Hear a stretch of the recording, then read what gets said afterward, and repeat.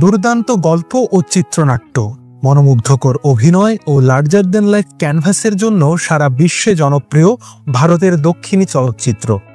আর তাই দক্ষিণ ভারতের চলচ্চিত্র মানেই যেন বক্স অফিসে ঝড়।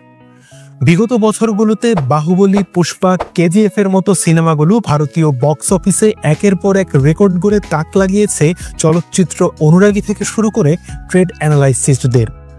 বাণিজ্যিক ঘরানার এই সাফল্যে প্রযোজকদের লাভের অঙ্কটাও মুখের হাসি চওড়া করার জন্য ছিল যথেষ্ট। তবে সদ্য বিদায়ী বছর 2024-এ দেখা গেল ভিন্ন রূপ।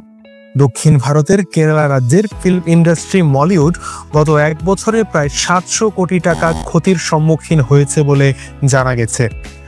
মালায়ালাম ভাষায় নির্মিত চলচ্চিত্র বাণিজ্যের এই বিশাল অঙ্কের ক্ষতির বিষয়টি নিশ্চিত করেছে Kerala film producer association KFPA। প্রযোজকদের এই সংস্থাটির পক্ষ থেকে আরও জানানো হয়, গত এক বছরে মলিউডে 199টি চলচ্চিত্র মুক্তি পেয়েছে, যেখানে বিনিয়োগ করা হয়েছে 1000 কোটি রুপি। সংস্থাটি আরও জানায়, এই 1000 কোটি টাকা লগ্নির মধ্যে মাত্র 300 থেকে 350 কোটি টাকা বক্স অফিস থেকে ফেরত পেতে সক্ষম হয়েছে প্রযোজকেরা। অর্থাৎ প্রায় 650 থেকে 700 কোটি টাকা লোকসানের শিকার মোস্ট রিয়েলিস্টিক ফিল্ম ইন্ডাস্ট্রি বলে খ্যাত মলিউড। 2024 সালে মুক্তিপ্রাপ্ত চলচ্চিত্রের মধ্যে ব্যবসা সফল চলচ্চিত্র ছিল হাতে গোনা, যার মাঝে উল্লেখযোগ্য ছিল আডু জীবিথাম, আবেশম, মঞ্জুমেল বয়েজ, মার্কো, প্রেমালু ইত্যাদি।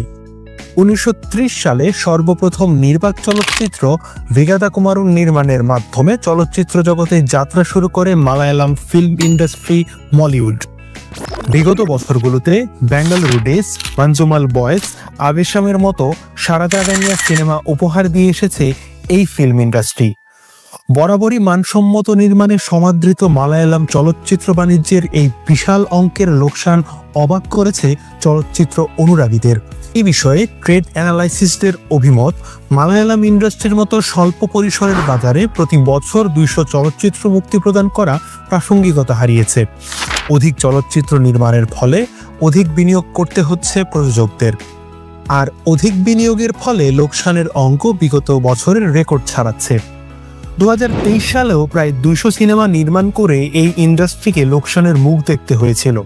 বিশ্লেষকরা আরও বলেন, বিগত বছর স্বল্প বাজেটে নির্মিত চলচ্চিত্রগুলো বক্স অফিসে তুলনামূলক ভালো ফলাফল করে ব্যবসা সফল হতে সক্ষম হলেও সেই তুলনায় বক্স অফিসে আশানুরূপ ফলাফল করতে ব্যর্থ হয়েছে বিশাল বাজেটের সিনেমাসমূহ।